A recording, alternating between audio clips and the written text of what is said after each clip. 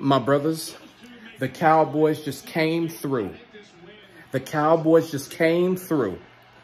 Micah Parsons with that. Cowboys didn't have a sack all game, but when it mattered most, Micah Parsons got it. And then on third down, Stephon Gilmore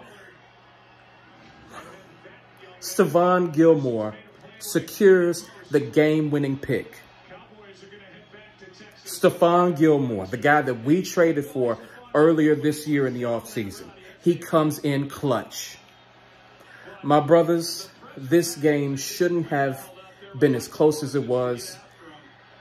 The game was sloppy by both teams. So many penalties on both teams, especially my Cowboys. That special teams play was fucking inexcusable. That was inexcusable. But you know what? When it mattered most, the Cowboys did it. The Cowboys are now 10-1 since 2021 following a loss. Following a loss since 2021, my Cowboys are 10-1. They went into LA and they got a much needed win. Now we got the bye week. We're going into it's the trifecta. The San Francisco 49ers lost, the Eagles lost, and the Cowboys won. That's all I've wanted. Oh, I can't wait to see the talking heads tomorrow. You know what they did? They didn't really criticize Jalen Hurts. They didn't really criticize Brock Purdy. You know, like they just like let them flow under the radar. I guarantee you they're going to find a way to criticize Dak Prescott tomorrow. You know, everybody was picking the Chargers against us. Now, there was some people who were picking the Cowboys, but I had to hear it from Chargers fans. I had to hear it from Cowboy haters. I had to hear it from everybody. Dak Prescott played a damn good game today. Passing touchdown, rushing touchdown, an 18-yard rushing touchdown. What? Oh, here's stats right here. 21 for 30, 272 yards and a touchdown, and 7 rushes for 40 yards and a touchdown. Dak Prescott had one hell of a game. I will say this, though. Justin Herbert missed a couple of throws. He missed a couple of crucial throws that could have changed the balance of this game. We were very fortunate that he was off today. The moment was a little too big for him. I've seen Justin Herbert play multiple games. He's looked way better than this. He's looked way better than this. I'm glad that the moment caught up to him. It played in our favor, especially with that last-minute interception to Stephon Gilmore. But there were a couple of passes where, I'm like, man, if he would have hit that, that would have changed the balance of the game. But he didn't. He didn't. This defense held Kellen Moore in check. And, brothers, you know, the media, if you let the media tell it, they're trying to make us look stupid for getting rid of Kellen Moore. This is the reason why we got rid of Kellen Moore. This is the reason. Kellen Moore was predictable, like he was with the Cowboys. He was predictable. You knew what he was going to do. There were a lot of plays that shouldn't have been made. I'm just like, there's a reason why we got rid of him. And, oh, the media trying to make us look stupid, you know, like saying like, oh, the red zone issues, you know, they got rid of Kellen Moore. They're so stupid. With Kellen Moore, they were #1 in red zone touchdown and red zone offense last year. That didn't matter. That didn't get us anywhere. I'm telling you, Kellen Moore was fired for a reason. He's very pass happy. He abandons the run whenever he sees fit. Now, he did stick to the run a bit in this game, but for the most part, he abandons the run. He's very pass happy, and it caught up to him today. It caught up to him today. And you notice, let me go to my room right quick. Now, you brothers, now, notice, set this thing up.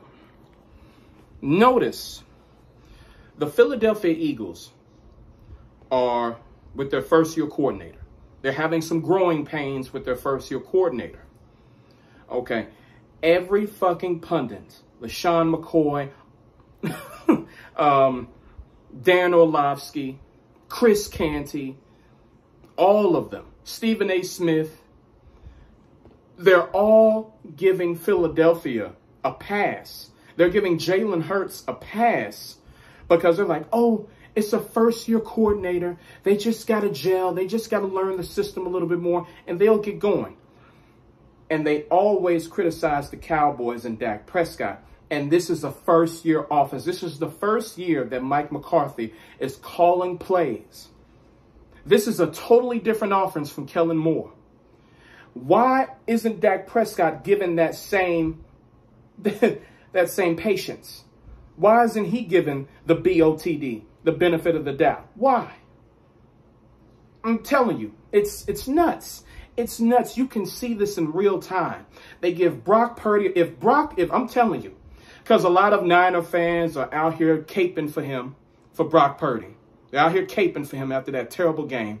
You got so many pundits saying, oh, well, you know, at the end of the day, Brock Purdy, he put them in a position to win. I guarantee you, if Dak Prescott had a terrible game like Brock Purdy had yesterday, but he still drove them down the field and Brandon Aubrey misses a field goal, I guarantee you pundits will be saying, well, they wouldn't be in that position if Dak Prescott had a better game. He wouldn't have to drive all the way down the field for a field goal attempt if he would have had a better game, right? You can see the double standards all the fucking time throughout the media, and it pisses me off. And that's why I'm so fucking glad that those Eagles shit the bed, the Niners shit the bed, and the Cowboys got a good win, bounced back after that terrible loss to the Niners. They went into LA and they beat a hungry and healthy LA Chargers team. They coming off of a bye week. They're way more healthier than we are. And we still went in there and beat them. So I don't want to hear, and I'm so glad we got this victory. We can talk shit for the next 2 weeks, brothers. Can you believe that? We have 2 weeks where we can talk shit.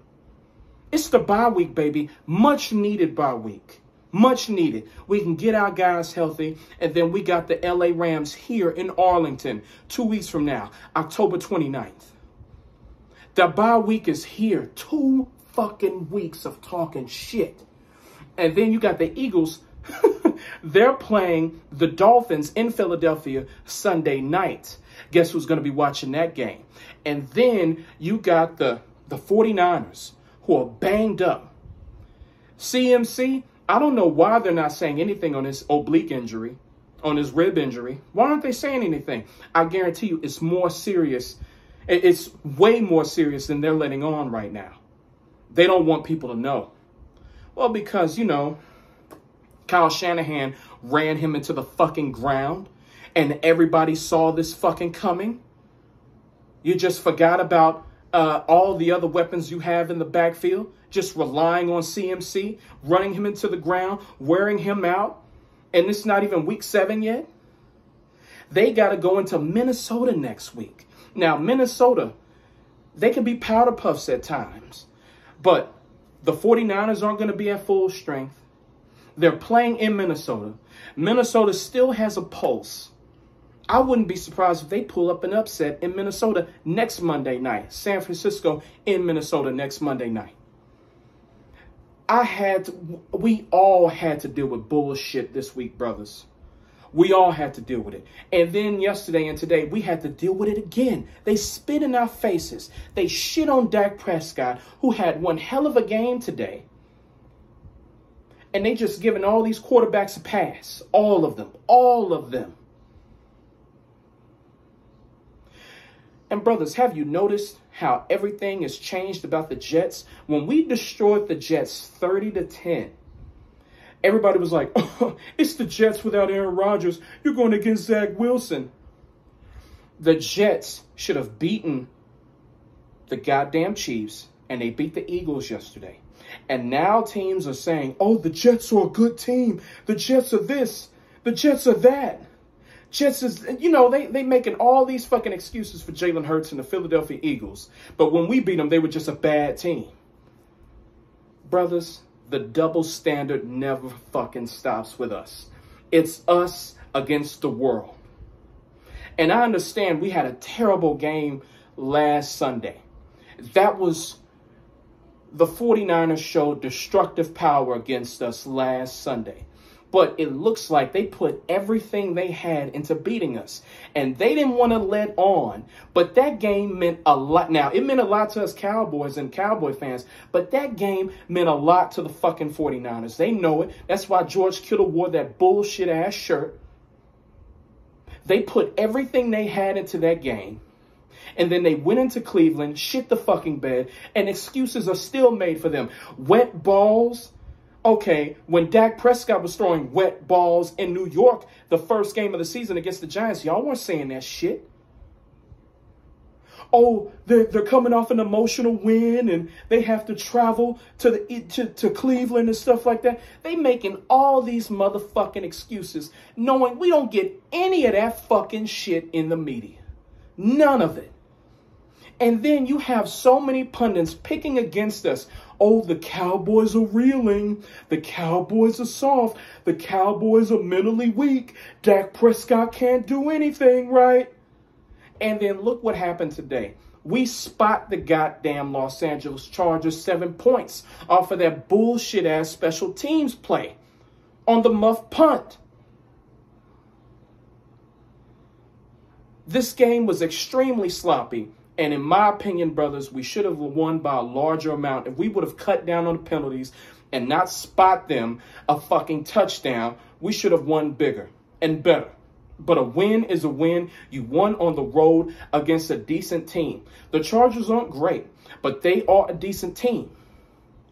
Dak Prescott outplayed Justin Herbert. You know, Greg today on First Things First. He used to play for the Packers. Y'all remember Greg.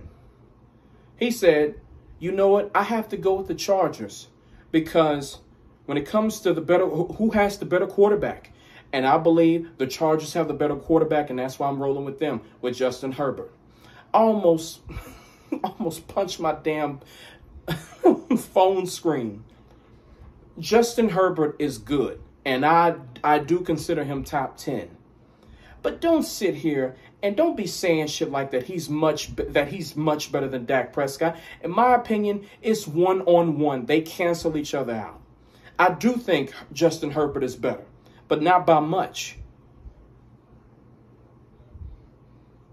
It's a toss-up between them. And guess what? Dak Prescott won that toss-up today. He won today in his building, in fucking Los Angeles, in Justin Herbert's building. This win, it means so much to me. And I know it means so much to you brothers out here who had to deal with the fucking media, had to deal with these bullshit fans all fucking week. We got that monkey off our back. We don't have to deal with this shit for the next 2 weeks. That saddle up, get ready for the fucking Los Angeles Rams on October 29th. That's punch him in the fucking mouth. And then after that, we got those bullshit ass, fucking filthy ass, cheesesteak eating bastard Eagles on November 5th. And I'm not trying to look ahead to them. And I hope the Cowboys don't try to look ahead to them. Take care of business 2 weeks from now and destroy the Rams. We got this. We got this. All right, my brothers. I'll catch y'all later. Peace.